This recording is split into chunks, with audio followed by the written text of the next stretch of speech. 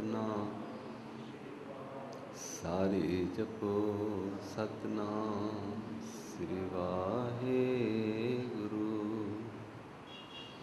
ਸਭ ਨੂੰ ਬੇਨਤੀ ਹੈ ਸ੍ਰੀ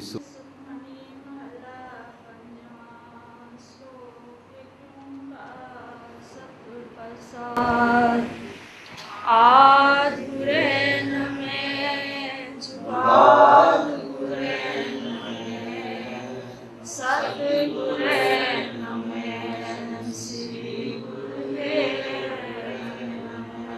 ਅਸ਼ਟਪਦੀ ਸਿਮਰੋ ਸਿਮਰ ਸਿਮਰ ਸੁਖ ਪਾਓ ਕਲ ਕਲੇਸ਼ ਤਨ ਮਾਹਿ ਮਿਟਾਓ। ਸਿਮਰੋ ਜਾਸ ਵਿਸੰਬਰ ਏਕੈ ਨਾਮ ਜਪਤ ਅਗਣਤ ਅਨੇਕੈ। ਵੇਦ ਪੁਰਾਨ ਸਿਮਰਤ ਸੁਹਾਕਰ ਕੀਨੇ ਰਾਮ ਨਾਮ ਇਕ ਆਖਰ। ਕਿਨ ਕਾ ਏਕ ਜਿਸ ਜੀਵ ਵਸਾਵੈ ਤਾਕੀ ਮਹਿਮਾ ਗਣੀ ਨਾ ਆਵੈ।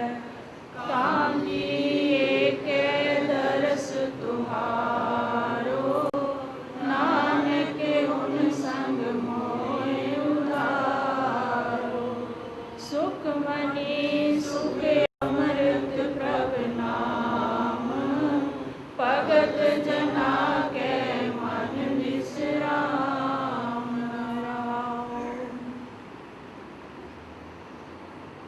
ਪਰਮ ਸਰਕਾਰ ਦੇ ਸਾਧ ਸੰਗਤ ਜੀਓ, ਗੁਰੂ ਚਰਨਾਂ ਵਿੱਚ ਸਰਕਾਰ ਪ੍ਰਣਾਮ ਕਰੋ। ਵਾਹਿਗੁਰੂ ਜੀ ਕਾ ਖਾਲਸਾ, ਵਾਹਿਗੁਰੂ ਜੀ ਕੀ ਫਤਿਹ।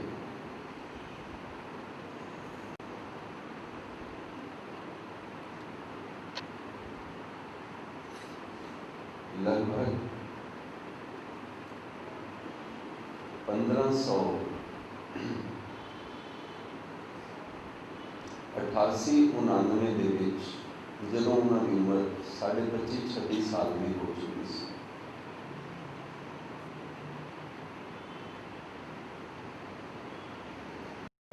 ਉਹ ਆਪਣੇ ਨਾਨਾ ਜੀ ਦੇ ਟਾਈਮ ਤੇ 1571 ਤੋਂ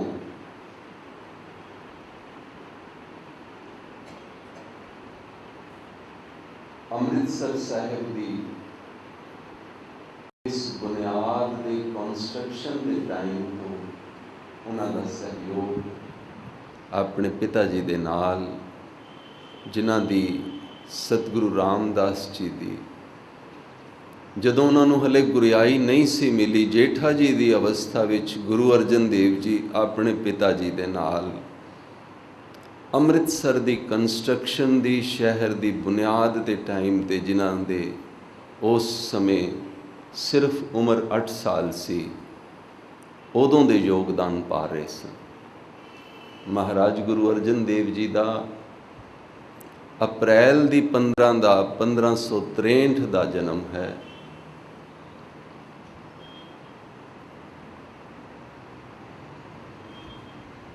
ਔਰ 22 ਸਾਲ ਗੁਰੂ ਅਮਰਦਾਸ ਜੀ ਨੇ ਗੁਰਿਆਈ ਕੀਤੀ ਹੈ। 1552 ਤੋਂ ਲੈ ਕੇ 1574 ਦੇ ਵਿੱਚ ਗੁਰੂ ਅਮਰਦਾਸ ਜੀ ਜੋਤੀ ਜੋਤ ਸਮਾ ਗਏ। ਗੁਰੂ ਨਾਨਕ ਦੇਵ ਜੀ ਤੋਂ ਬਾਅਦ ਇਹ ਸਾਰਿਆਂ ਤੋਂ ਜ਼ਿਆਦਾ ਲੰਬੀ ਉਮਰ ਗੁਰਿਆਈ ਦੇ ਉੱਪਰ ਬੈਠਣ ਵਾਲੀ ਜੋਤ ਰਹੇ ਨੇ। ਗੁਰੂ ਅਮਰਦਾਸ ਜੀ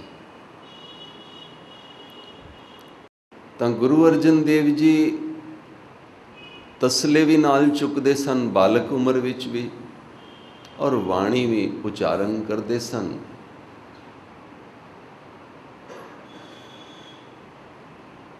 । 18 ਸਾਲ ਦੀ ਉਮਰ ਦੇ ਵਿੱਚ 28 ਅਗਸਤ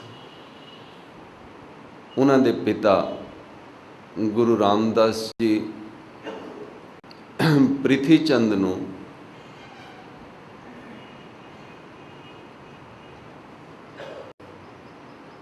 ਜਿਹੜੀਆਂ ਚਿੱਠੀਆਂ ਗੁਰੂ ਅਰਜਨ ਦੇਵ ਜੀ ਨੇ ਲਿਖੀਆਂ ਸਨ, ਉਹਨਾਂ ਚਿੱਠੀਆਂ ਦੇ ਨਾ ਪਹੁੰਚਣ ਦੀ ਵਜ੍ਹਾ ਕਰਕੇ ਦਰਬਾਰ ਵਿੱਚ, ਸਜੇ ਹੋਏ ਦਰਬਾਰ ਦੇ ਵਿੱਚ ਗੁਰੂ ਰਾਮਦਾਸ ਜੀ ਨੇ ਆਪਣੀ ਵੱਡੀ ਨੂੰਹ ਕਰਮੋਂ ਦੇ ਕੋਲ, ਪ੍ਰਿਥੀ ਚੰਦ ਦੀ ਵਹੁਟੀ ਦੇ ਕੋਲ ਇੱਕ ਸਿੱਖ ਨੂੰ ਭੇਜਿਆ ਅੰਤਰਜਾਮੀ ਗੁਰੂ ਨੇ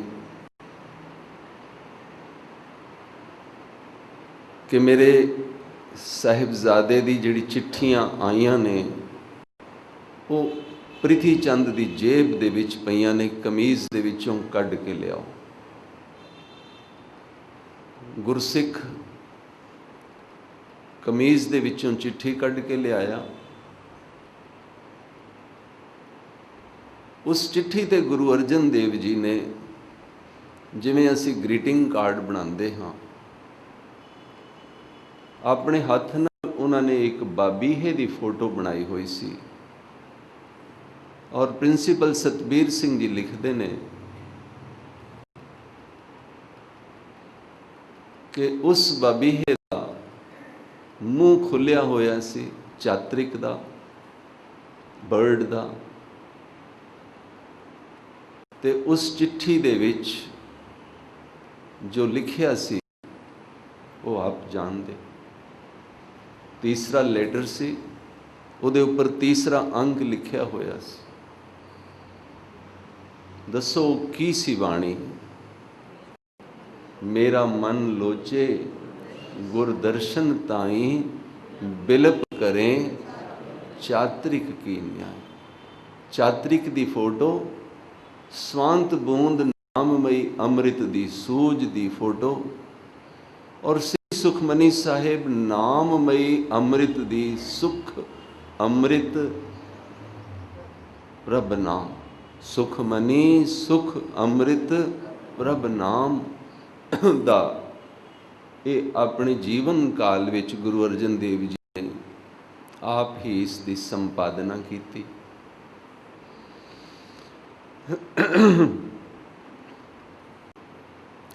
ਚਿੱਠੀ ਪੜ੍ਹ ਕੇ ਸੁਣਾਈ ਗਈ।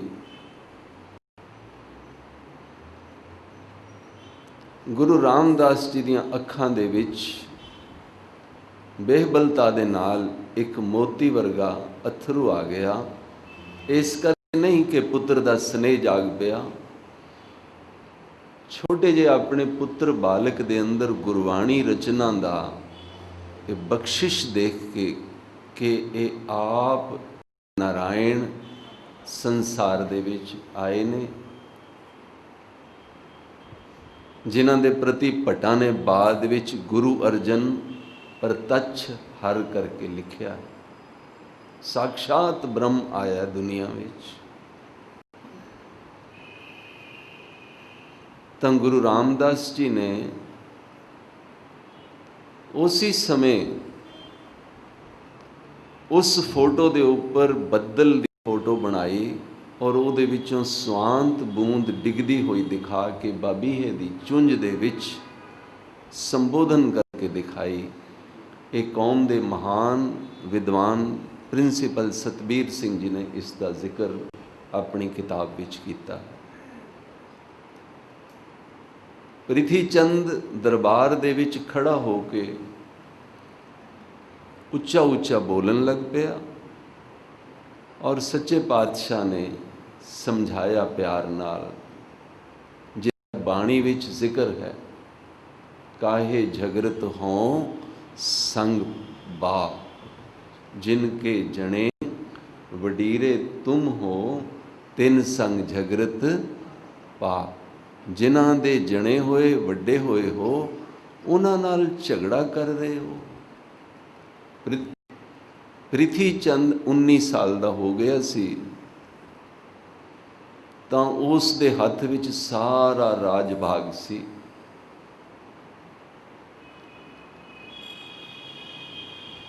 ਸਮੇਂ ਗੁਜ਼ਰਦਾ ਚਲਾ ਜਾ ਰਿਹਾ ਸੀ। ਅੱਜ ਇਹ ਦਿਨ ਆ ਗਿਆ ਕਿ ਪ੍ਰਿਥੀ ਚੰਦ ਆਪਣੇ ਪਿਤਾ ਜੀ ਨੂੰ ਵਹੁਟੀ ਦੇ ਕਹਿਣ ਤੇ ਉਕਸਾਇਆ ਹੋਇਆ ਕਿ ਗੁਰੂ ਅਰਜਨ ਦੇਵ ਜੀ ਨੂੰ ਗੁਰੂ ਗੱਦੀ ਦਿੱਤੀ आ रही है, सारा इंतज़ाम तेरे हथ विच है। किहड़ी कमी है तेरे विच? तू घर दा वड्डा पुत्तर है, तू हक मंगेगा दरबार विच। पिता जी कोल कोई रस्ता नहीं रहना गुरु दरबार दे विच, चुप करके तैनूं गुरु गद्दी देणगे। 1581 की गल है, 28 अगस्त का दिन है। ज्योति जोत समान दे 2 दिन पहला रब्बी विਉਂਤ कि सच्चे पातशाह ने किया, जाओ अमृतसर शहर दे विच तुसी अपनी प्रॉपर्टी का हिस्सा मंग रहे हो, वो जिहड़ियां 8 हट्टियां बनिया हुई ने, अज उत्थे एक 8 हट्टे बाजार का उदों 40 रुपए किराया आंदा सी, तुहानूं दित्ती प्रॉपर्टी। अज तो बाद ये संगत का दरबार, संगत के पैसों नाल बनिया होया गुरु दरबार, गुरु विलीनता सिखांदा सी। इस संगत की सांझी प्रॉपर्टी सी। तुहानूं किसने समझा दिता कि सानूं व्यक्तिगत प्रॉपर्टी चाहिए है? तुसी सारे देश दे ही नहीं, सारी सिख संगत दे नहीं, तुसी सारे विश्व दे नुमाइंदे सो। तुहानूं जातन प्रॉपर्टियां की जरूरत पै गई गुरु नानक दे बच्चियां नूं। जाओ दित्ती, एक कह के गुरु रामदास जी उसी दिन ही अपने बच्चे नूं प्रॉपर्टी दे के चले। 2 साखियां दास इकट्ठियां मिक्स कर रहा है। समय की घाट इजाजत नहीं देंदी कि मैं सुखमनी साहिब दे विच इतनी डिटेल विच साखी सुनावां। दरअसल दे विच ये तीनों वारदातां अलग अलग होईयां हन। गुरु रामदास जी गुरियाई दे रहे हैं गुरु अर्जन देव जी नूं 28 अगस्त नूं 1581 नूं, इस करके तीनों साखियां इकट्ठियां कीतियां। चिट्ठी आ चुकी सी, जवाब जा चुकिया सी, जवाब लिखिया जा चुकिया सी। भाग हुआ, सारे नाल बोलना, भाग हुआ गुर संत मिलाया, प्रभ अविनाशी घर में पाए। सेव करी पल चसा न विछड़ा, जन नानक दास तुम्हारे जियो। हों घोली जियो घोल घुमाई, गुर दर्शन संत प्यारे जी। गुरु अर्जन देव जी आ चुके सन, सेवा कर रहे सन। अज दिन आ गया, महाराज नूं गुरियाई मिल रही है। 18 साल की उम्र दे विच महाराज गुरु अर्जन देव जी नूं परे दरबार विच गुरु रामदास जी अपनी स्टेज तो थल्ले उतर गए और गुरु अर्जन देव जी नूं पब्लिकली स्टेज ते बिठा के संगत विच चानना कर दिता कि कल किधरे मेरे बच्चियां विच प्रीति चंद प्रैशर पा के संगत विच अपने आप नूं गुरु डिकलेयर ना देवे कर। ते गुरु अर्जन देव जी नूं पैरां विच मत्था परे दरबार विच टेक दिता। सारी संगत ने गुरु अर्जन देव जी नूं उठ के गुरियाई वाले दिन चरना विच वंदना की। गुरु रामदास जी गोइंदवाल चले गए। उसी दिन इतिहास लिखदा है कि 1 सितंबर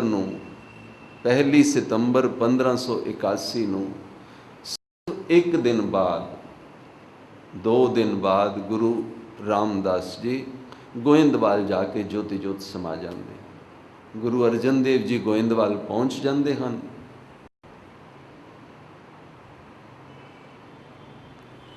और गुरु अर्जन देव जी के उपर हुण राज भाग की जिम्मेवारी आ जाती है।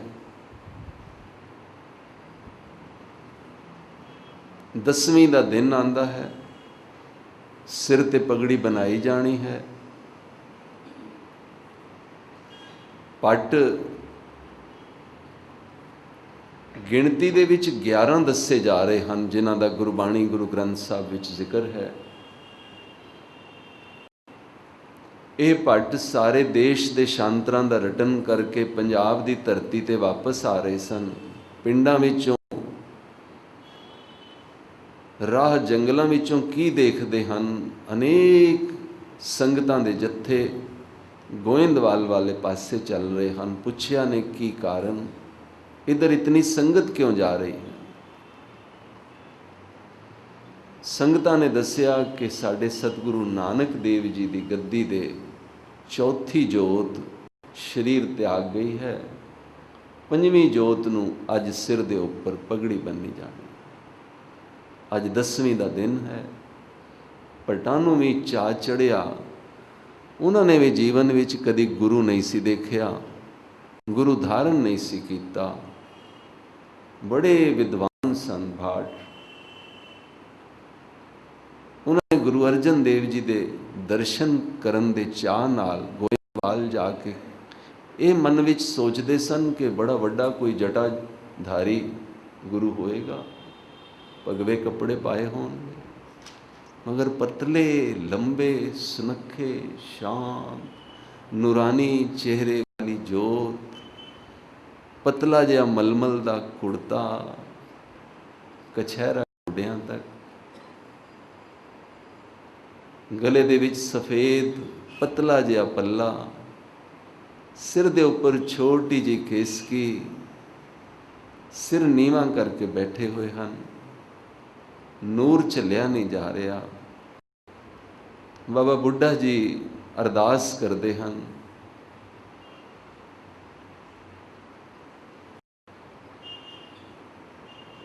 ਪ੍ਰਿਥੀ ਚੰਦ ਦੇ ਸਹੁਰੇ ਪਗੜੀ ਪੇਸ਼ ਕਰਦੇ ਹਨ। ਇੱਕ ਕਾਨੂੰਨ ਸੀ ਕਿ ਹਿੰਦੂ ਵੱਡਾ ਪੁੱਤਰ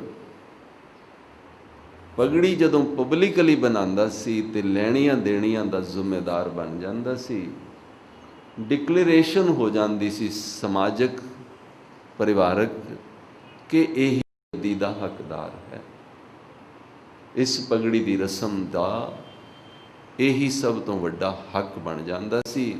ਹਿੰਦੂ ਕਾਨੂੰਨ ਵਿੱਚ ਵੱਡਾ ਪੁੱਤਰ ਪਗੜੀ ਬਣਵਾ ਜਾਏ ਤੇ ਉਹ ਪਿਤਾ ਦਾ ਵਾਰਿਸ ਬਣ ਜਾਂਦਾ ਸੀ, ਜ਼ਿੰਮੇਵਾਰੀਆਂ ਲੈਣ ਦੇਣ ਦਾ ਹੱਕਦਾਰ ਬਣ ਜਾਂਦਾ ਸੀ। ਬਾਬਾ ਬੁੱਢਾ ਜੀ ਬੜੀ ਸੂਝ ਨੀਤੀ ਦੇ ਮਾਲਕ ਪਗੜੀ ਗੁਰੂ ਅਰਜਨ ਦੇਵ ਜੀ ਦੇ ਕੋਲ ਲੈ ਕੇ ਆਏ ਕਿ ਤੁਹਾਨੂੰ ਬੰਨਣੀ ਹੈ।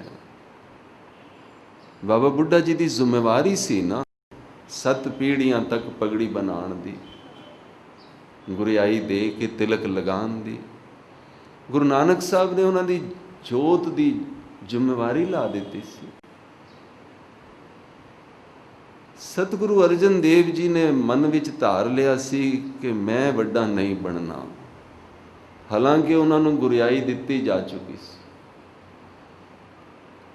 ਭਗਤ ਦੀ ਪਹਿਚਾਨ ਹੀ ਇਹ ਹੈ ਕਿ ਉਹ ਆਪਣਾ ਕਰਕੇ ਕਛੂ ਨਹੀਂ ਜਣਾਉਂਦਾ ਹੁੰਦਾ, ਕਦੀ ਆਪਣੀ ਪ੍ਰਭਤਾ ਨੂੰ ਨੇੜੇ ਨਹੀਂ ਆਣ ਦਿੰਦਾ। ਨਿਮਾਣੇ ਹੁੰਦੇ ਨੇ, ਟਹਿ ਪੈਂਦੇ ਨੇ ਚਰਨਾਂ ਤਾਈਂ ਹਮੇਸ਼ਾ ਭਗਤ। ਪ੍ਰਿਥੀ ਚੰਦ ਨੂੰ ਪਗੜੀ ਬਣਾਈ ਗਈ, ਪਰ ਬਾਬਾ ਬੁੱਢਾ ਜੀ ਨੇ ਗੁਰੂ ਅਰਜਨ ਦੇਵ ਜੀ ਨੂੰ ਵੀ ਪਗੜੀ ਪਬਲਿਕ ਵਿੱਚ ਬਣਵਾਉਣ ਦੀ ਸਿਆਣਪ ਸੰਗਤ ਵਿੱਚ ਪ੍ਰਗਟ ਕਰ ਦਿੱਤੀ ਕਿ ਕਿਧਰੇ ਸੰਗਤ ਗੁੰਮਰਾਹ ਨਾ ਹੋ ਜਾਏ, ਕਿਉਂਕਿ ਪ੍ਰਿਥੀ ਚੰਦ ਆਪਣਾ ਗੁਰਦੁਆਰਾ ਅਲੱਗ ਬਣਾਉਣ ਦੀ ਤਿਆਰੀ ਕਰ ਰਿਹਾ ਸੀ, ਹਿੱਸਾ ਲੈ ਚੁੱਕਿਆ ਸੀ। ਉਹਦੇ ਸਹੁਰਿਆਂ ਦਾ ਪਿੰਡ ਲਾਹੌਰ ਤੋਂ ਕਸੂਰ ਜਾਈਏ ਤੇ ਰਾਹ ਦੇ ਵਿੱਚ ਹੇਹਰੀ ਆਉਂਦਾ ਹੈ, ਕਰਮੋਂ ਉੱਥੋਂ ਦੀ ਰਹਿਣ ਵਾਲੀ ਸੀ। ਖਬਰਾਂ ਸੂਏ ਦੇ ਚੁੱਕੇ ਸਨ ਕਿ ਇਹਨੇ ਹੁਣ ਆਪਣਾ ਗੁਰਦੁਆਰਾ ਬਣਾਉਣਾ ਹੈ।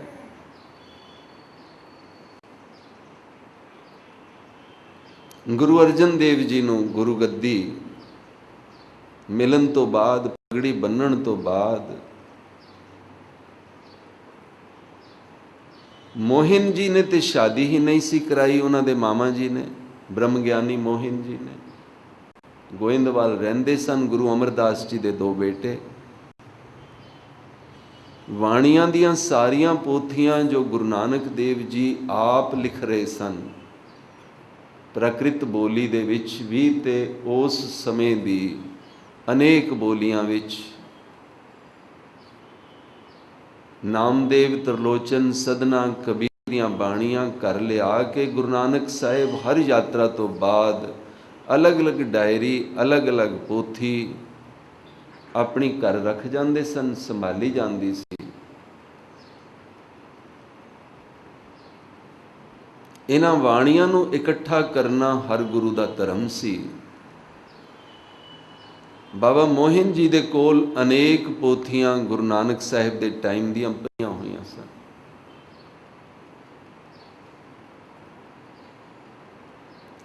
ਗੁਰੂ ਅਰਜਨ ਦੇਵ ਜੀ ਨੇ ਸੁਣਿਆ ਕਿ ਮੋਹਰੀ ਮਾਮਾ ਜੀ ਦੀ ਵਹੁਟੀ ਹਲਕਾ ਜਿਹਾ ਵਿਅੰਗ ਕਰ ਗਈ ਚੁਬਾਰੇ ਤੋਂ, ਕਿ ਫਿਰ ਗੱਦੀ ਦੋਤਰੇ ਲੈ ਹੀ ਗਏ ਨਾ, ਤੁਹਾਨੂੰ ਨਹੀਂ ਨਾ ਮਿਲੀ। ਮੋਹਰੀ ਚਾਹੁੰਦਾ ਸੀ, ਨਹੀਂ ਚਾਹੁੰਦਾ ਸੀ, ਪਰ ਵਹੁਟੀਆਂ ਜ਼ਰੂਰ ਚਾਹੁੰਦੀਆਂ ਸਨ ਕਿ ਅਸੀਂ ਗੁਰੂਆਂ ਦੀਆਂ ਨੂੰਹਾਂ ਵਾਂ, ਸਾਡੇ ਘਰ ਵਾਲਿਆਂ ਨੂੰ ਗੁਰੂ ਗੱਦੀਆਂ ਮਿਲਣ। ਗੁਰੂ ਅਰਜਨ ਦੇਵ ਜੀ ਚੁੱਪਚਾਪ ਅੰਮ੍ਰਿਤਸਰ ਸਾਹਿਬ ਵਾਪਿਸ ਆ ਗਏ। ਹੁਣ 18 ਸਾਲ ਦੀ ਉਮਰ ਦੇ ਵਿੱਚ ਗੁਰੂ ਅਰਜਨ ਦੇਵ ਜੀ ਦੇ ਸਿਰ ਤੇ ਬੜਾ ਵੱਡਾ ਰਾਜ ਭਾਗ ਦੀ ਜ਼ਿੰਮੇਵਾਰੀ ਆ ਗਈ। ਇੱਕ ਪਾਸੇ ਮੁਗਲਿਆ ਹਕੂਮਤ ਦੇਸ਼ ਵਿੱਚ ਜਹਾਂਗੀਰ ਦੇ ਸਮੇਂ ਤੇ ਆਉਣ ਤੋਂ ਪਹਿਲਾਂ ਅਕਬਰ ਦੇ ਟਾਈਮ ਤੇ ਕੋਈ ਇਤਨੀ ਜ਼ਿਆਦਾ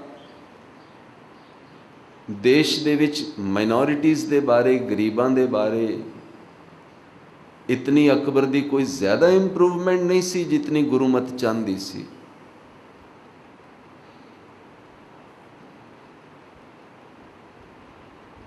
ਗੁਰੂ ਅਰਜਨ ਦੇਵ ਜੀ ਦੀ ਸਰਵਪੱਖੀ ਡਿਵੈਲਪਮੈਂਟ ਬਚਪਨ ਤੋਂ ਗੁਰੂ ਰਾਮਦਾਸ ਜੀ ਦੇ ਜੀਵਨ ਵਿੱਚ ਜੋ ਹੋਈ, ਉਦੋਂ ਬਾਣੀ ਵੀ ਲਿਖਦੇ ਰਹੇ।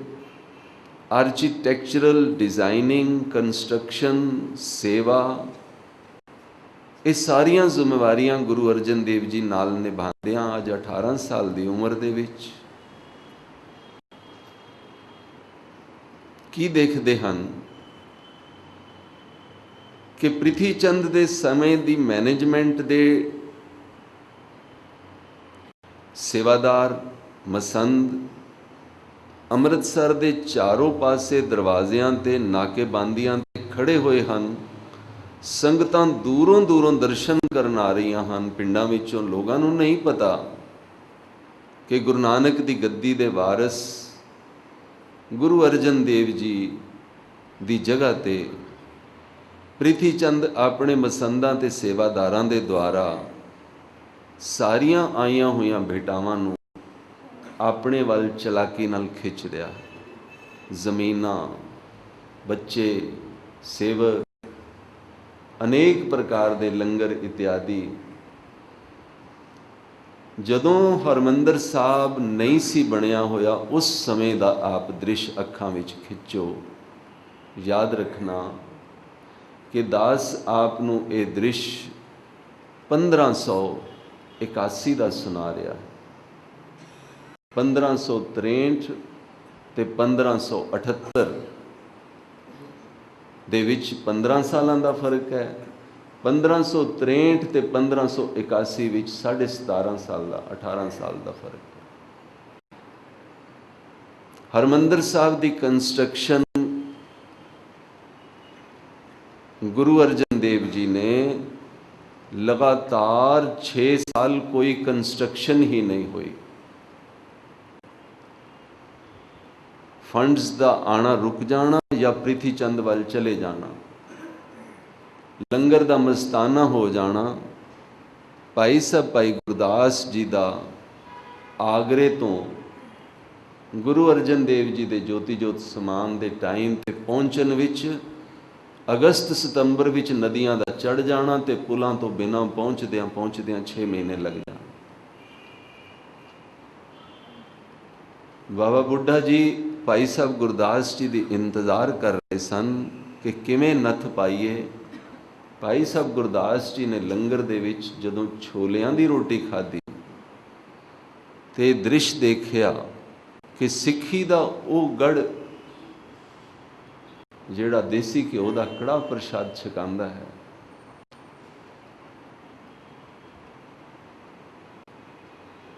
ਔਰ ਬਾਹਰੋਂ ਆਈਆਂ ਸੰਗਤਾਂ ਨੂੰ ਮਸੰਦ ਸੇਵਾਦਾਰ ਲੰਗਰ ਖਾਣ ਵਾਸਤੇ ਗੁਰੂ ਅਰਜਨ ਦੇਵ ਜੀ ਦੇ ਦਰਬਾਰ ਵੱਲ ਇਸ਼ਾਰਾ ਕਰ ਦਿੰਦੇ ਹਨ, ਔਰ ਉਸ ਤੋਂ ਬਾਅਦ ਭੇਟਾ ਸਿੱਖ ਪ੍ਰਿਥੀ ਚੰਦ ਨੂੰ ਦੇ ਆਉਂਦੇ ਹਨ। 2 ਗੱਦੀਆਂ ਅਲੱਗ-ਅਲੱਗ ਲੱਗ ਗਈਆਂ। ਹਲੇ ਹਰਮੰਦਰ ਸਾਹਿਬ ਦੀ ਕੰਸਟਰਕਸ਼ਨ ਸਟਾਰਟ ਵੀ ਨਹੀਂ ਸੀ ਹੋਈ, ਸਰੋਵਰ ਦੀ ਖੁਦਾਈ ਹੋ ਚੁੱਕੀ ਸੀ, ਪਰ ਐਵੇਂ ਹੀ ਰੁਕਿਆ ਪਿਆ ਸੀ। ਅੰਮ੍ਰਿਤਸਰ ਸ਼ਹਿਰ 1574 ਤੋਂ ਬਣ ਰਿਹਾ ਸੀ। ਅੱਜ ਅੰਮ੍ਰਿਤਸਰ ਸ਼ਹਿਰ 1581 ਤੱਕ 9 ਸਾਲ ਦੇ ਵਿੱਚ ਚਾਰੋਂ ਤਰਫ ਕਿਰਤੀ ਕਾਮੇ 52 ਜਾਤਾਂ ਦੇ ਸੁਨਿਆਰ, ਲੋਹਾਰ, ਤਰਖਾਨ ਇਤਿਆਦਿ ਇਸ ਨਵੀਂ ਸਿਟੀ ਨੂੰ ਮੁਗਲਿਆ ਹਕੂਮਤ ਦੇ ਸਾਹਮਣੇ ਇੱਕ ਆਪਣੀ ਹੁਨਰ ਪੇਸ਼ ਕਰ ਰਹੇ ਸਨ, ਆਪਣੀ ਇੱਕ ਸੇਵਾ ਪੇਸ਼ ਕਰ ਰਹੇ ਸਨ, ਕਿਉਂਕਿ ਹਰ ਗੁਰੂ ਘੱਟ ਤੋਂ ਘੱਟ ਇੱਕ ਸ਼ਹਿਰ ਤੇ ਵਸਾ ਹੀ ਰਿਹਾ ਸੀ।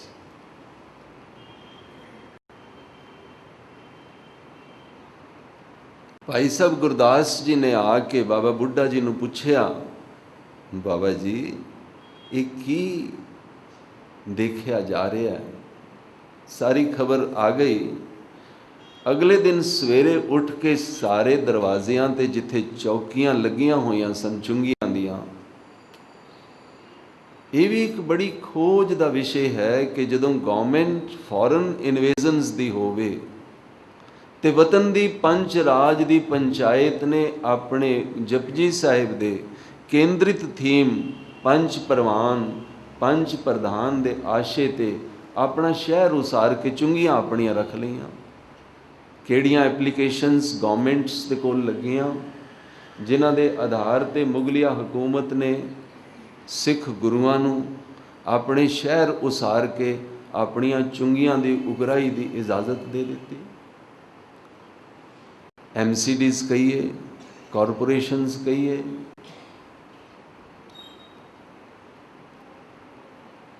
ਇਹ ਉਹਨਾਂ ਦੀ ਬੜੀ ਵੱਡੀ ਵਿਉਂਤ ਤੇ ਨੀਤੀ ਸੀ ਕਿ ਸਲੋਲੀ ਆਪਣੇ ਪਿੰਡਾਂ ਦੀ ਉਸਾਰੀ ਕਰਨੀ, ਖੂਹ ਉਸਾਰਨੇ, ਨਹਿਰਾਂ ਦੀ ਖੁਦਾਈ ਕਰਨੀ, 2-2 4-4 ਰਹਿਟਾਂ ਦੇ ਖੂਹਾਂ ਦੀ ਪਾਣੀਆਂ ਦੀਆਂ ਫਸਲਾਂ ਦੇ ਨਾਲ ਆਪਣੀ ਕੌਮੀਅਤ ਨੂੰ, ਆਪਣੇ ਦੇਸ਼ ਦੀ ਜਨਤਾ ਨੂੰ, ਉਹਦੇ ਮਿਆਰ ਨੂੰ ਉੱਚਾ ਕਰਕੇ ਦਸਵੰਧ ਲੈਣਾ, ਟੈਕਸੇਸ਼ਨ ਦੇ ਬਾਰੇ ਚੁੱਪ ਰਹਿਣਾ।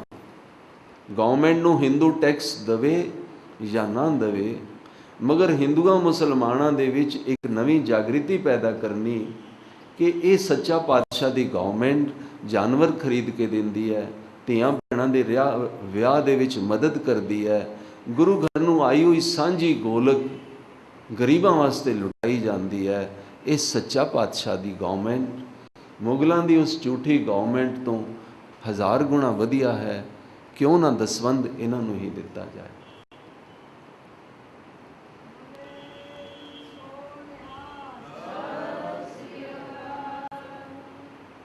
ਪਬਲਿਕ ਦੇ ਵਿੱਚ ਜਾਗ੍ਰਿਤੀ, ਹਿੰਦੂ ਮੁਸਲਮਾਨ ਲੋਕਾਂ ਦੇ ਵਿੱਚ ਜਾਗ੍ਰਿਤੀ, ਬੜੀ ਭਾਰੀ ਤਾਦਾਦ ਵਿੱਚ ਗਰੀਬ ਮੁਸਲਮਾਨ 50% ਤੋਂ ਵੱਧ ਗੁਰੂ ਘਰ ਵਿੱਚ ਆਉਂਦੇ ਸਨ, ਹਿੱਸਾ ਪਾਉਂਦੇ ਸਨ। ਨਵੀਂ ਗਵਰਨਮੈਂਟ ਬਣ ਰਹੀ ਸੀ, ਟਰੂ ਗਵਰਨਮੈਂਟ, ਸੱਚਾ ਪਾਤਸ਼ਾਹ। ਚੁੰਗੀਆਂ ਦੀ ਨਾਕੇਬੰਦੀ ਤੇ ਖਲੋਤੇ ਹੋਏ ਸੇਵਾਦਾਰਾਂ, ਪਿੰਡਾਂ ਦੇ ਵਿੱਚੋਂ ਆਂਦੇ ਹੋਏ ਗੱਡੇ, ਉਹਨਾਂ ਦੇ ਕੋਲੋਂ ਸੰਗਤ ਤੱਕ ਪਹੁੰਚਣਾ ਹੋਰ ਗੱਲ ਹੈ, ਮਗਰ ਆਮ ਪਬਲਿਕ ਤੱਕ ਕੋਈ ਸਮਾਨ ਲੈ ਕੇ ਆਣਾ ਤੇ ਉਹ ਚੁੰਗੀ ਸਿੱਖ ਗੁਰਦੁਆਰਿਆਂ ਤੱਕ ਪਹੁੰਚਣੀ, ਇਹ ਉਹਨਾਂ ਦੀ ਕਮਾਲ ਸੀ ਕਿ ਉਹਨਾਂ ਨੇ ਗਵਰਨਮੈਂਟ ਨੂੰ ਐਪਲੀਕੇਸ਼ਨ ਲਗਾ ਕੇ ਅਪਰੂਵਲ ਲੈ ਲਿਆ ਸੀ ਕਿ ਸ਼ਹਿਰ ਅਸੀਂ ਉਸਾਰੇ ਨੇ, ਪਿੰਡ ਅਸੀਂ ਉਸਾਰੇ ਨੇ। ਟੈਕਸੇਸ਼ਨ ਗਵਰਨਮੈਂਟ ਨੂੰ ਕਿਸ ਗੱਲ ਦੀ ਚਾਹੇ, ਚੁੰਗੀ ਸਾਡੀ, ਅਸੀਂ ਇਸ ਚੁੰਗੀ ਦੇ ਨਾਲ ਸ਼ਹਿਰ ਦੀ ਸਰਵਪੱਖੀ ਡਿਵੈਲਪਮੈਂਟ ਕਰਦੇ ਹਾਂ। ਇਹਨਾਂ ਦੇ ਆਧਾਰ ਦੇ ਉੱਪਰ ਹੀ ਪਬਲਿਕ ਦੇ ਵਿੱਚ ਇਹ ਗੱਲ ਜਾਗ ਪਈ ਸੀ ਕਿ ਸੱਚਾ ਪਾਤਸ਼ਾਹ ਗਵਰਨਮੈਂਟ ਆਪਣੇ ਆਪ ਪਬਲਿਕ ਕੋਲੋਂ ਡੋਨੇਸ਼ਨ ਵੀ ਲੈ ਰਹੀ ਹੈ ਤੇ ਸ਼ਹਿਰ ਵੀ ਉਸਾਰ ਰਹੀ। ਅਗਲੇ ਦਿਨ ਤੋਂ ਸੇਵਾਦਾਰਾਂ ਨੇ ਸੰਗਤਾਂ ਨੂੰ ਬਾਬਾ ਬੁੱਢਾ ਜੀ ਔਰ ਭਾਈ ਗੁਰਦਾਸ ਜੀ ਔਰ ਅਨੇਕ ਗੁਰਸਿੱਖਾਂ ਨੇ ਸਾਹਮਣੇ ਖੜੇ ਹੋ ਕੇ ਸੇਵਾਦਾਰਾਂ ਨੂੰ ਪਰੇ ਕਰ ਦਿੱਤਾ ਗਿਆ। ਨਵੇਂ ਸੇਵਾਦਾਰਾਂ ਦੀ ਨਿਯੁਕਤੀ ਲਗਾ ਦਿੱਤੀ ਗਈ। ਗੁਰੂ ਅਰਜਨ ਦੇਵ ਜੀ ਲਗਭਗ 1 ਸਾਲ ਸਿਰ ਨੀਵਾਂ ਕਰਕੇ ਇਸ ਤਰ੍ਹਾਂ ਹੀ ਚੁੱਪ ਰਹੇ। ਬਜ਼ੁਰਗਾਂ ਨੇ ਆ ਕੇ ਵਿੱਚ ਸੇਵਾਦਾਰਾਂ ਦੀ ਤਬਦੀਲੀ ਕੀਤੀ। ਪ੍ਰਿਥੀ ਚੰਦ ਫਿਰ ਆਪਣੇ ਸਹੁਰੇ ਪਿੰਡ ਚਲਾ ਗਿਆ। ਕੀਰਤਨ ਚੱਲ ਰਿਹਾ ਸੀ, ਇੱਧਰੋਂ ਲੰਗਰ ਮਸਤਾਨਾ ਹੋ ਚੱਲਿਆ। ਹੁਣ ਸਿੱਖਾਂ ਨੂੰ ਸਮਝ ਆ ਗਈ ਹੈ ਕਿ ਇੱਥੇ ਲੰਗਰ ਪਹੁੰਚਾਉਣਾ ਹੈ। ਇਹ 1582 ਆ ਗਿਆ, ਲਗਭਗ ਅਕਤੂਬਰ, ਤੇ ਇੱਧਰੋਂ ਭਾਈ ਮਰਦਾਨੇ ਦੀ ਅੰਸ਼ ਦੇ ਵਿੱਚੋਂ ਸੱਤਾ ਅਤੇ ਬਲਵੰਡ ਗੁਰੂ ਅਰਜਨ ਦੇਵ ਜੀ ਨੂੰ ਆ ਕੇ ਆਪਣੀ ਧੀ ਦੇ ਵਿਆਹ ਵਾਸਤੇ ਐਡਵਾਂਸ ਪੈਸਾ ਮੰਗਦੇ ਨੇ। ਕੀਰਤਨ ਐਡਵਾਂਸ ਪੈਸਾ ਦੇਣ ਨਾਲ ਕਰਾਇਆ ਨਹੀਂ ਜਾ ਸਕਦਾ, ਸਿਧਾਂਤ ਵੀ ਗਲਤ ਹੈ। ਨੌਕਰੀ ਕੋਈ ਸੀ ਹੀ ਨਹੀਂ ਕਿਸੇ ਦੀ, ਪੈਸੇ ਵੀ ਸਨ ਨਹੀਂ। महाराज ने कहा कुछ दिन रुक जाओ, कीर्तन ना छड़ना, गुरु बहुड़ेगा। ये सब चलाकी प्रिथी चंद दी सी कि उहदे हथ विच इंतजाम होण करके वो सारे फंड्स भी खिंच रहा सी।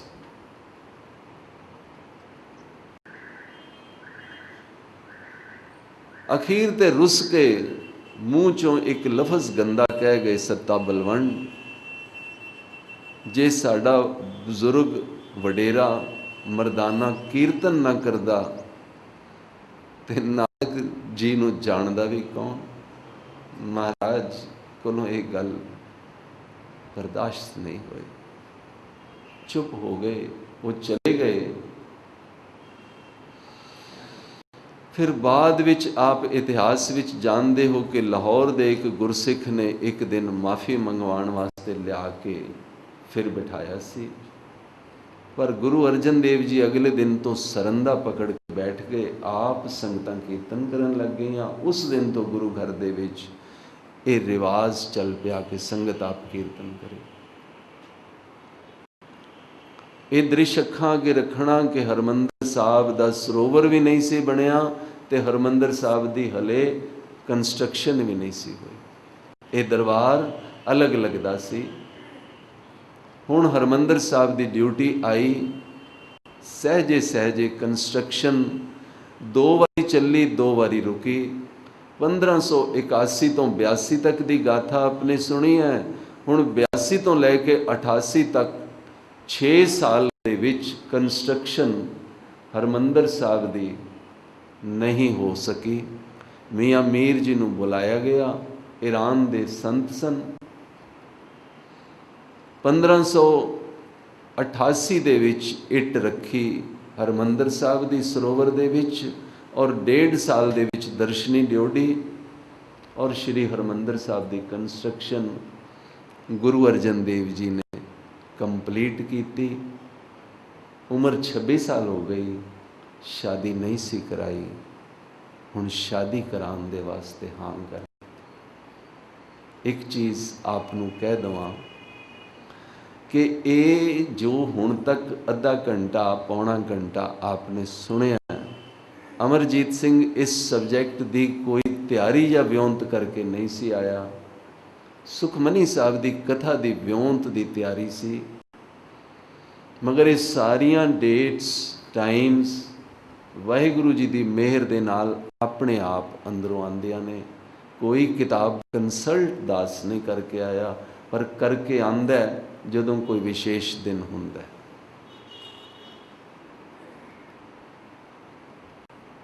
ਇਹਦੇ ਵਿੱਚ ਕੋਈ ਉਣਤਾਈ ਨਿਕਲ ਗਈ ਹੋਵੇ ਤੇ ਮੈਂ ਕੈਮਰੇ ਤੇ ਖਿਮਾ ਮੰਗਾਂਗਾ ਸੰਗਤ ਕੋਲੋਂ।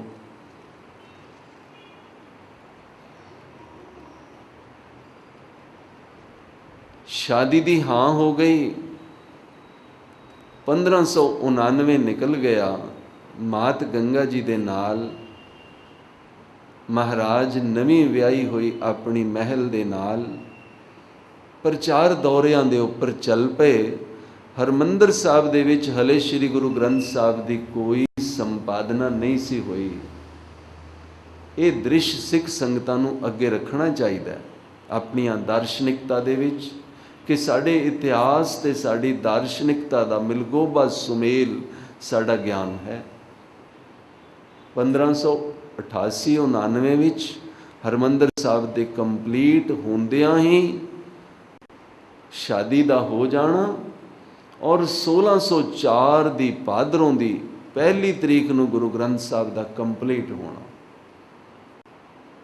99 दे विच 11 साल ते 4 15 साल तक हरमंदर साहब दी 1699 दी नवीं बिल्डिंग दे विच 1599 दी नवीं बिल्डिंग दे विच 15 साल तक श्री गुरु ग्रंथ साहब दी कोई पोथी साहिब दा गुरियाई दा दृश्य नहीं सी।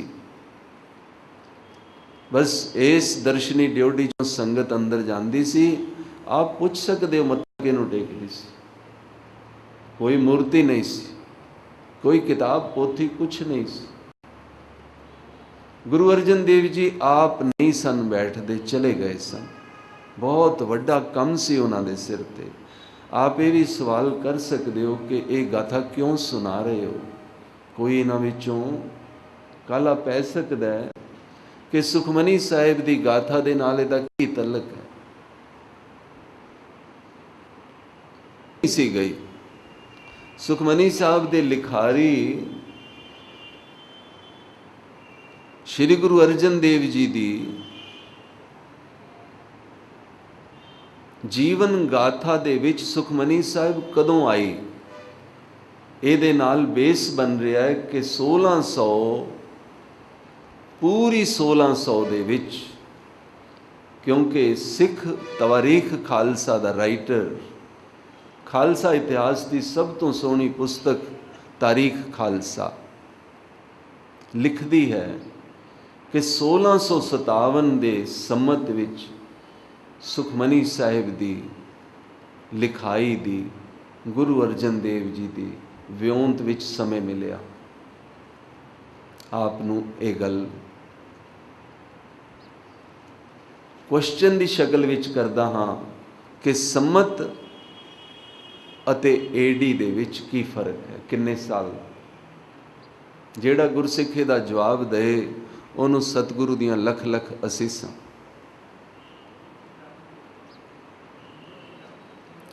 57 ਈਅਰਸ 58 ਈਅਰਸ ਦਾ ਫਰਕ ਹੈ। 1657 ਵਿੱਚੋਂ ਅਗਰ ਆਪ ਮਾਈਨਸ ਕਰ ਦਿਓਗੇ 57 57.5 ਸਾਲ, ਤਾਂ ਇਹ ਫਰਕ ਸਾਡਾ ਸੰਮਤ ਅੱਗੇ ਚੱਲਦਾ ਹੈ। ਵਿਕਰਮੀ 57.5 ਸਾਲ ਐਡਵਾਂਸ ਚੱਲਦਾ ਹੈ।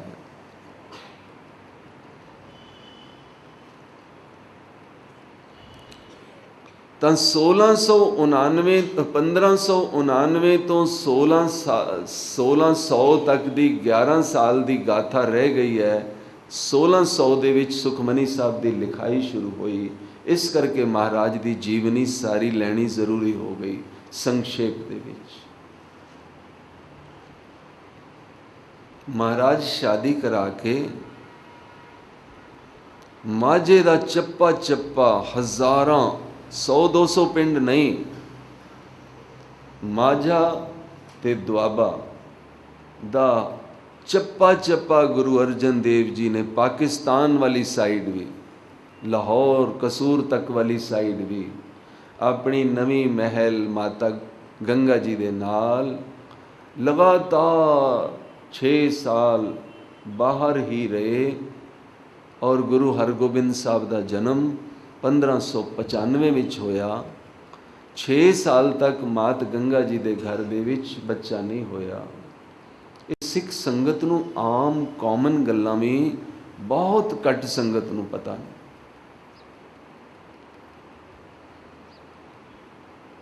पंद्रह सौ 95 और 1599 ਦੇ ਵਿੱਚ ਗੁਰੂ ਅਰਜਨ ਦੇਵ ਜੀ ਨੇ 6 ਸਾਲ ਕੀ ਕੀਤਾ?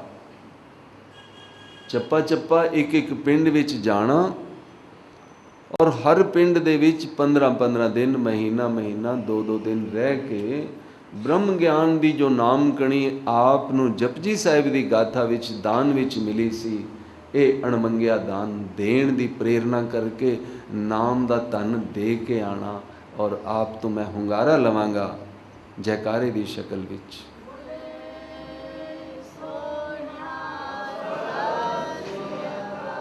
ਕਿ ਗੁਰੂ ਅਰਜਨ ਦੇਵ ਜੀ ਨਾਮ ਦਾ ਧਨ ਵੰਡਦੇ ਰਹੇ, ਪਿੰਡਾਂ ਪਿੰਡਾਂ ਵਿੱਚ ਨਾਮ ਕਣੀ ਵੰਡਦੇ ਰਹੇ, ਆਤਮ ਗਿਆਨ ਦਿੰਦੇ ਰਹੇ, ਆਤਮ ਦੀਕਸ਼ਾ ਦਿੰਦੇ ਰਹੇ, ਬ੍ਰਹਮ ਗਿਆਨ ਦੀ ਸੂਝ ਦਿੰਦੇ ਰਹੇ, ਬਾਣੀ ਲਿਖਦੇ ਰਹੇ। ਹਾਂ, ਇੱਕ ਹੋਰ ਵੱਡਾ ਕੰਮ ਕੀਤਾ, ਉਹ ਇਹ ਕਿ 1599 ਦੀ ਹਲੇ ਸ਼ਾਦੀ ਔਰ ਹਰਮੰਦਰ ਸਾਹਿਬ ਦੀ ਕੰਪਲੀਸ਼ਨ ਹੁੰਦਿਆਂ ਹੀ ਤਰਨ ਤਾਰਨ ਸਾਹਿਬ ਦਾ ਪੂਰਨ ਸ਼ਹਿਰ ਦਾ ਪ੍ਰੋਜੈਕਟ ਆਪਣੇ ਹੱਥ ਵਿੱਚ ਲੈ ਲਿਆ ਔਰ ਗਰੀਬ ਸਿੱਖਾਂ ਨੇ ਇਤਨੀ ਬਰਕਤ ਪਾਈ।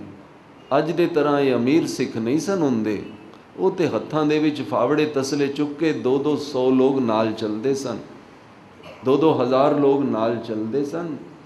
ਲੰਗਰ ਤੇ ਕੋਈ ਰਾਹ ਦੇ ਵਿੱਚ ਗਰੀਬ ਲੋਕ ਬਣਾ ਕੇ ਖੜੇ ਹੁੰਦੇ ਸਨ, ਚਰਨ ਪਵਾਉਂਦੇ ਸਨ। ਸਾਰਾ ਦਿਨ ਸਤਸੰਗ ਚੱਲਦਾ ਸੀ। ਅੰਮ੍ਰਿਤਸਰ ਤੋਂ ਤਰਨ ਤਾਰਨ ਜਾਣ ਦਾ ਗੁਰੂ ਅਰਜਨ ਦੇਵ ਜੀ ਦੀ ਡਿਊਟੀ, ਨਕਸ਼ੇ ਬਣਨੇ ਸ਼ੁਰੂ ਹੋ ਗਏ।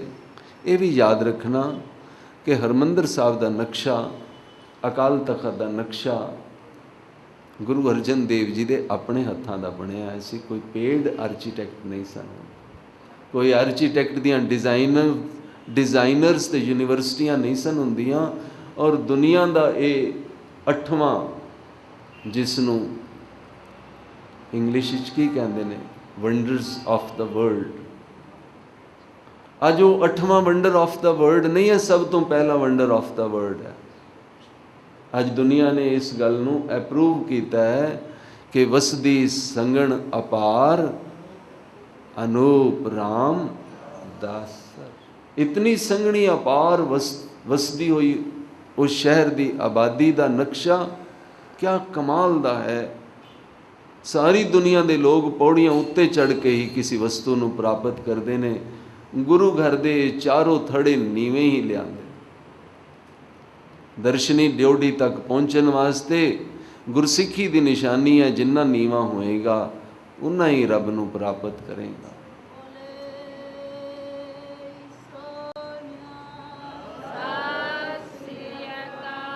ਚਾਰੋਂ ਵਰਨਾਂ ਦੇ ਚਾਰੋਂ ਖੁੱਲੇ ਹੋਏ ਦਰਵਾਜ਼ੇ, ਚਾਹੇ ਬ੍ਰਾਹਮਣ ਸਮਝੋ, ਚਾਹੇ ਖੱਤਰੀ ਸਮਝੋ, ਚਾਹੇ ਸ਼ੂਦਰ ਸਮਝੋ, ਚਾਹੇ ਵੈਸ਼ ਸਮਝੋ, ਉਪਦੇਸ਼ 4 ਵਰਨਾਂ को ਸਾਂਝਾ ਹੀ ਦਿੱਤਾ ਗਿਆ।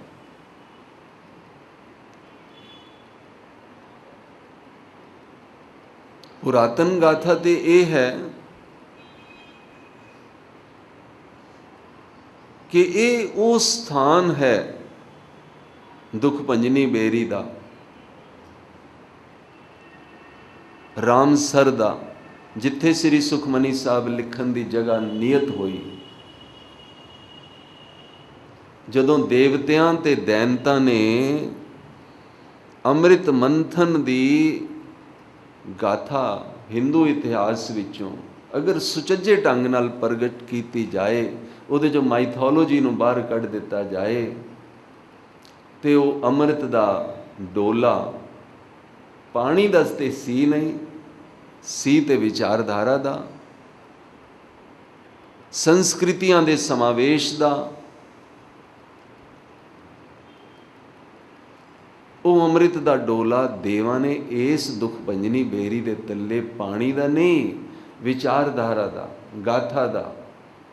ਕਿ ਕ੍ਰਿਟਿਕਸ ਨੇ ਬ੍ਰਹਮ ਜੀ ਦੇ ਪ੍ਰਤੀ, ਜੋਤ ਜੀ ਦੇ ਪ੍ਰਤੀ ਕੀ ਕ੍ਰਿਟਿਸਿਜ਼ਮ ਦਿੱਤਾ ਦੇਨਤਾ ਨੇ, ਤੇ ਦੈਵਿਕ ਸ਼ਕਤੀਆਂ ਨੇ ਆਪਣਾ ਓਪੀਨੀਅਨ ਜ਼ਰਰੇ ਜ਼ਰਰੇ ਵਿੱਚ, ਕਣ ਕਣ ਵਿੱਚ ਵਿਆਪਕ ਬ੍ਰਹਮ ਚੇਤਨਤਾ ਦਾ ਕੀ ਕੀਤਾ। ਇਹਨਾਂ ਦੋਨਾਂ ਦਾ ਮੰਥਨ ਹੋਇਆ ਇਹਨਾਂ ਦੋਨਾਂ ਦੇ ਮੰਥਨ ਤੋਂ ਬਾਅਦ ਜੋ ਬ੍ਰਹਮ ਵਿਚਾਰ ਦੀ ਬੂੰਦ ਨਾਮ ਦੀ ਕਣੀ ਸਾਹਮਣੇ ਆਈ ਕਿ ਦਰਖਤ ਦੇ ਵਿੱਚ ਇੱਕ ਬ੍ਰਹਮ ਜੋਤ ਹੈ ਜੋ ਬੀਜ ਦੇ ਵਿੱਚ ਹਰਕਤ ਦੇ ਵਿੱਚ ਆਈ। ਉਦੋਂ ਜਦੋਂ ਮਿੱਟੀ ਦੇ ਵਿੱਚ ਬੀਜ ਨੂੰ ਪਾਇਆ ਗਿਆ, ਜਦੋਂ ਉਹਨੂੰ ਸਲਾਬ ਮਿਲੀ, ਜਦੋਂ ਉਹਨੂੰ ਸੂਰਜ ਦੀਆਂ ਕਿਰਨਾਂ ਮਿਲੀਆਂ, ਉਦੋਂ ਹੀ ਹੁਕਮੀ ਦੇ ਹੁਕਮ ਨੇ ਬੀਜ ਨੂੰ ਪੇੜ ਬਣਾ ਦਿੱਤਾ।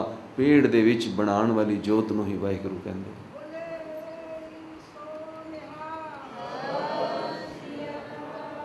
ਸੁਖਮਨੀ ਸਾਹਿਬ ਇਸ ਜੋਤ ਦੇ ਪ੍ਰਤੀ ਹੀ ਆਪਣੀ ਮਹਿਮਾ ਲਿਖਦੀ ਹੈ। रूप ना रेख ना रंग किछ, त्रै गुण ते प्रभ भिन्न, तिसे बुझाए नानका, जिस होवै सो प्रसन्न। नक्शे बना दिते। 1590 ਵਿੱਚ इधरों मात गंगा जी नाल ने, इधरों रोज़ तरन तारण साहब पैदल जाना पैंदा। अमृतसर ते तरन तारण दे विच झूलते महल वाली जगह तो 6 किलोमीटर दूर गुरु अर्जन देव जी रात नूं उत्थे पिंड विच विश्राम करदे। सवेरे उठ के शहर बनाउण दे वास्ते हज़ारां लेबर, हज़ारां वर्कर पेड और हज़ारां सेवक बिना पैसिਆਂ वाले सेवा करदे। 1.5 साल दे विच तरन तारण शहर बन गया। बनदियां ही गुरु गोबिंद अर्जुन देव जी ने दुआबे वाले पासे अपना मुँह किया ते जलंधर वाले व्यास नदी नूं पार करके आपने एक शहर वसाया। उस शहर का नाम करतारपुर, हरगोबिंदपुर, मात गंगा जी दे नां दे नाल उस शहर का जिक्र अरदास च भी आंदा है। गंगसर, मात गंगा दे नां दे नाल खूह खटिया गया, मात गंगा दे नां नाल गंगसर। फिर वो बसदी वसदी वसदी हरगोबिंदपुर ते करतारपुर 2 शहर बन गए।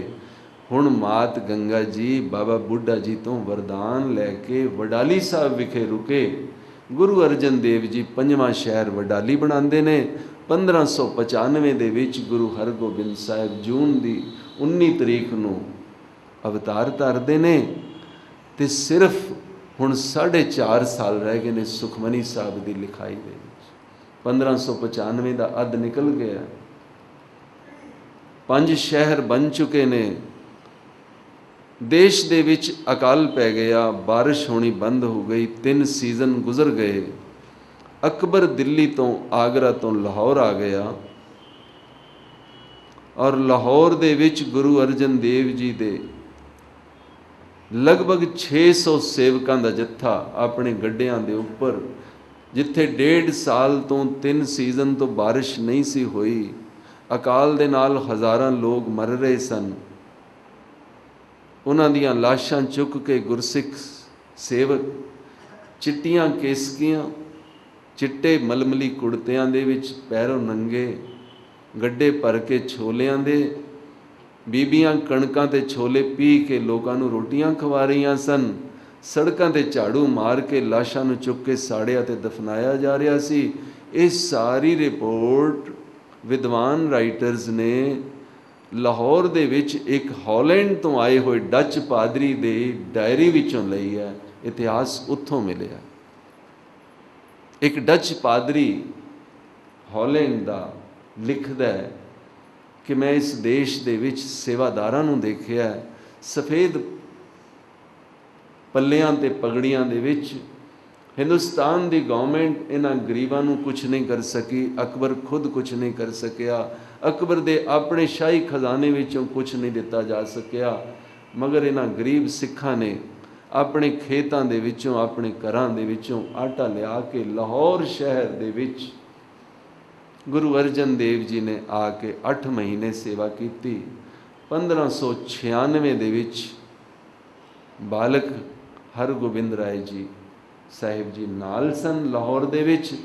इस सारी 1.5 साल दी 2 साल दी गर्मी तो बाद गुरु हरगोबिंद साहिब नूं शीतला दा ताप चढ़ जाता है, क्योंकि अनेक लोगों नूं बीमारी फैल गई सी ਦੀ ਵਜ੍ਹਾ ਕਰਕੇ। ਇਹ ਤਾਪ ਚੜ੍ਹਨ ਤੋਂ ਬਾਅਦ ਗੁਰੂ ਅਰਜਨ ਦੇਵ ਜੀ ਥੱਕੇ ਨਹੀਂ, ਘਬਰਾਏ ਨਹੀਂ, ਉਹਨਾਂ ਨੇ ਸ਼ੀਤਲਾ ਠਾਕ ਰਹਾ ਕੇ ਦਿਖਾਈ। ਹਰਗੋਬਿੰਦ ਨਵਾਂ ਨਰੋਆ ਕਰਕੇ ਦਿਖਾਇਆ। ਇਹ ਗੁਰਬਾਣੀ ਦੇ ਵਿੱਚ ਸ਼ਲੋਕ ਲਿਖੇ ਗਏ।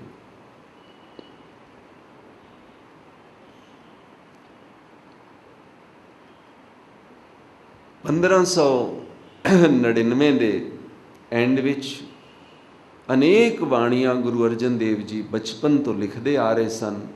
1600 ਆ ਗਿਆ, ਸ੍ਰੀ ਸੁਖਮਨੀ ਸਾਹਿਬ ਦੀ ਸਟਾਰਟ ਲਿਖਣ ਦੀ ਸ਼ੁਰੂ ਹੋ ਗਈ। ਇਹਦਾ ਇਤਿਹਾਸ ਸੁਖਮਨੀ ਸਾਹਿਬ ਦੀ ਗਾਥਾ ਦਾ ਇਹ ਹੈ ਕਿ ਮਹਾਰਾਜ 16 ਅਸ਼ਟਪਦੀਆਂ ਲਿਖ ਚੁੱਕੇ ਸਨ।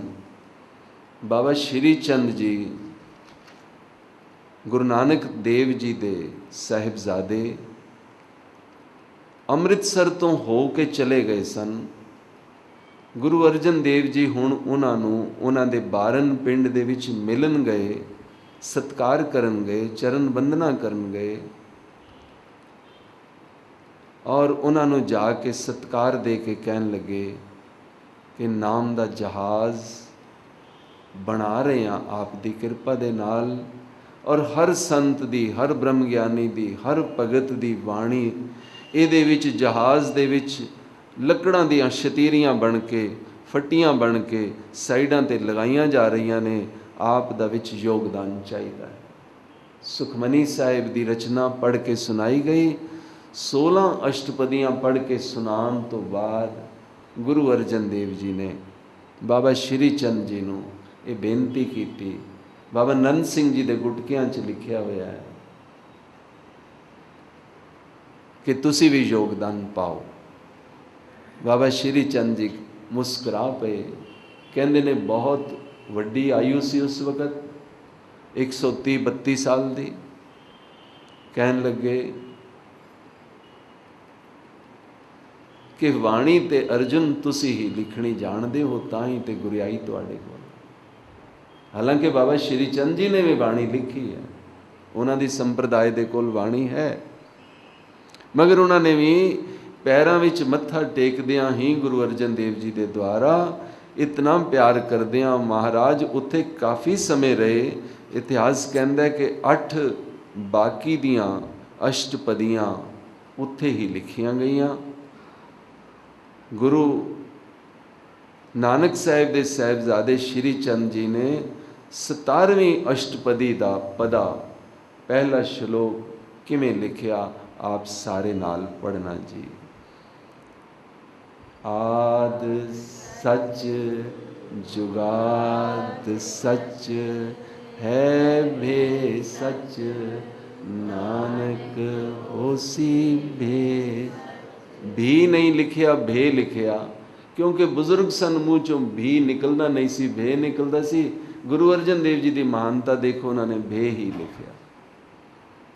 ਇਹ ਬਾਣੀ 1600 ਦੇ ਵਿੱਚ ਉਚਾਰਨ ਹੋਈ ਔਰ ਇਹਦਾ ਖਾਲੀ ਪਾਠ ਅੱਜ ਵਰਲਡ ਦੀਆਂ ਸਾਰੀਆਂ ਕੰਟਰੀਜ਼ ਦੇ ਵਿੱਚ ਖਾਲੀ ਪੰਜਾਬੀ ਜਾਂ ਸਿੱਖ ਸੰਗਤਾਂ ਨਹੀਂ ਕਰਦੀਆਂ। ਜਰਮਨ ਦੀਆਂ ਲੇਡੀਜ਼ ਜਰਮਨ ਦੇ ਵਿੱਚ ਸਿੱਖ ਸੰਗਤਾਂ ਦੇ ਨਾਲ ਬੈਠ ਕੇ ਪਾਰਟਿਸਿਪੇਟ ਕਰਦੀਆਂ ਨੇ। ਲੰਡਨ ਦੀਆਂ, ਫਰਾਂਸ ਦੀਆਂ, ਆਸਟ੍ਰੇਲੀਆ ਦੀਆਂ, ਨਿਊਜ਼ੀਲੈਂਡ ਦੀਆਂ, ਹਿੰਦੁਸਤਾਨ ਦੀ ਤੇ ਗੱਲ ਹੀ ਛੱਡ ਦਿਓ। ਜਿੱਥੇ ਜਿੱਥੇ ਸਿੱਖ ਰਹਿੰਦੇ ਨੇ ਉੱਥੇ ਉੱਥੇ ਸਿੱਖ ਸੰਗਤਾਂ ਦੇ ਵਿੱਚ ਸਾਰੀ ਦੁਨੀਆ ਵਿੱਚ ਰਿਵਾਜ ਚੱਲ ਪਿਆ ਕਿ ਦੁਪਹਿਰ ਨੂੰ ਇਹ ਭੈਣਾਂ ਦੇ ਸਤਸੰਗ ਵਿੱਚ ਬਾਕੀ ਜਾਤੀਆਂ ਦੀਆਂ ਲੋਕ, ਚਾਹੇ ਉਹ ਅੰਗਰੇਜ਼ ਹੋਣ, ਚਾਹੇ ਉਹ ਕਿਸੇ ਧਰਮ ਨੂੰ ਮੰਨਣ ਵਾਲੇ ਹੋਣ, ਉਸ ਸੁਖਮਨੀ ਸਾਹਿਬ ਦੇ ਪਾਠ ਵਿੱਚ ਹਿੱਸਾ ਪਾ ਕੇ ਉਹਦਾ ਮੀਨਿੰਗ ਪੁੱਛਦੇ ਨੇ ਬਾਹਰਲੇ ਦੇਸ਼ਾਂ ਦੇ ਲੋਕ। ਇਸ ਬਾਣੀ ਦੀਆਂ 4 ਮਹੱਤਤਾਵਾਂ ਇਹ ਨੇ। ਜੇ ਖਾਲੀ ਸੁੱਖਾਂ ਦੀ ਮਣੀ ਦਾ ਮੀਨਿੰਗ ਹੀ ਦੇਖੋ ਨਾ, ਸੁਖਮਨੀ ਸੁਖ ਅੰਮ੍ਰਿਤ ਪ੍ਰਭ ਨਾਮ ਦਾ ਮੀਨਿੰਗ ਤੇ ਦੇਖੋ। ਸੁਖ ਦੇਣ ਵਾਲੀ ਹੈ, ਮਨ ਨੂੰ ਸ਼ਾਂਤ ਕਰਨ ਵਾਲੀ ਹੈ, ਤੇਜਸਵੀ ਹੈ, ਔਜ ਹੈ, ਮਣੀ ਹੈ, ਅੰਮ੍ਰਿਤਮਈ ਹੈ। ਕੀ ਚੀਜ਼? ਪ੍ਰਭੂ ਦਾ ਨਾਮ। ਬਾਣੀ ਦਾ ਸਾਰਾ ਕੇਂਦਰ ਨਾਮ ਦੇ ਇਰਦ ਗਿਰਦ ਘੁੰਮ ਰਿਹਾ ਹੈ, ਨਾਮੀ ਦੇ ਇਰਦ ਗਿਰਦ ਘੁੰਮ ਰਿਹਾ ਹੈ। ਨਾਮ ਜਿਸ ਨੂੰ ਸੂਝ ਹੈ, ਬ੍ਰਹਮ ਗਿਆਨ ਜਿਸ ਨੂੰ ਸੂਝ ਹੈ, ਵਾਹਿਗੁਰੂ ਜੀ ਦੀਆਂ ਸਿਫਤਾਂ ਦੀ ਜਿਸ ਨੂੰ ਸੂਝ ਹੈ, ਉਸ ਦੀ ਅਤੇ ਸਿਫਤਾਂ ਦੀ ਪ੍ਰੇਜ਼ ਹੈ ਸੁਖਮਨੀ ਸਾਹਿਬ। ਪਾਠ ਕਰੋ ਤਾਂ ਨਸ਼ਾ ਚੜ੍ਹ ਜਾਂਦਾ ਹੈ, ਸੁਖ ਮਹਿਸੂਸ ਹੁੰਦਾ ਹੈ। ਘੰਟਾ 2 ਘੰਟੇ ਸਾਰਾ ਦਿਨ ਇਸ ਪਾਠ ਖਾਲੀ ਕਰਨ ਨਾਲ ਹੀ ਬਿਨਾਂ ਮੀਨਿੰਗ ਸਮਝਣ ਤੋਂ ਹੀ ਨਸ਼ਾ ਚੜ੍ਹਿਆ ਰਹਿੰਦਾ ਹੈ। ਜੇ ਇਸ ਨੂੰ ਕੀਰਤਨ ਵਿੱਚ ਗਾਇਆ ਜਾਏ ਤਾਂ ਇਹਦੇ ਆਨੰਦ ਦੀ ਕੋਈ ਮਹਿਮਾ ਨਹੀਂ ਹੈ।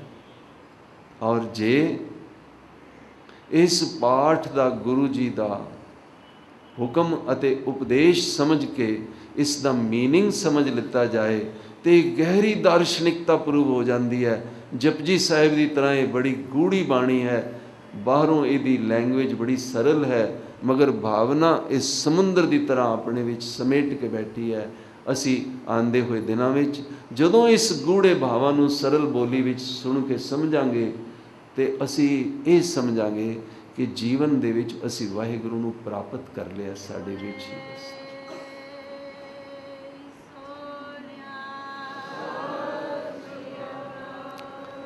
ਤੇ ਚੌਥੀ ਮਹੱਤਤਾ ਇਸ ਬਾਣੀ ਦੀ ਇਹ ਹੈ ਕਿ ਜੇ ਇਸ ਪਾਠ ਦੀ ਮੀਨਿੰਗ ਤੇ ਭਾਵਨਾ ਨੂੰ ਸਮਝ ਕੇ ਇਹਦੇ ਉੱਪਰ ਚੱਲ ਪਈਏ ਪ੍ਰੈਕਟੀਕਲੀ, ਤੇ ਮਨੁੱਖ ਆਪ ਹੀ ਰੱਬ ਬਣ ਕੇ ਦੁਨੀਆ ਦੇ ਵਿੱਚ ਪ੍ਰੇਮ ਦੀ ਮੂਰਤ ਬਣ ਕੇ, ਗੁਰੂ ਨਾਨਕ ਤੇ ਗੁਰੂ ਅਰਜਨ ਦਾ ਰੂਪ ਬਣ ਕੇ, ਇੱਕ ਜ਼ੀਰੋ ਤੇ ਸ਼ੂਨਯ ਤੇ ਨੂਰ ਬਣ ਕੇ, ਦੁਨੀਆ ਦਾ ਸੇਵਾਦਾਰ ਬਣ ਕੇ ਆਪਣੇ ਅੰਦਰ ਕਿਧਰੇ ਅਹੰਕਾਰ ਨੂੰ ਆਉਣ ਨਹੀਂ ਦਿੰਦਾ। ਇਹਨਾਂ ਸ਼ਬਦਾਂ ਦੇ ਨਾਲ ਆਪ ਸਭ ਨੂੰ ਬੇਨਤੀ ਹੈ, ਕੱਲ੍ਹ ਆਪ ਪਹਿਲੇ 4 ਪਦਿਆਂ ਨੂੰ ਪੂਰੀ ਗਹਿਰਾਈ ਵਿੱਚ ਸਮਝ ਕੇ ਆਉਣਾ, ਕਾਪੀਆਂ ਲੈ ਕੇ ਆਉਣਾ, ਗੁਟਕੇ ਲੈ ਕੇ ਆਉਣਾ।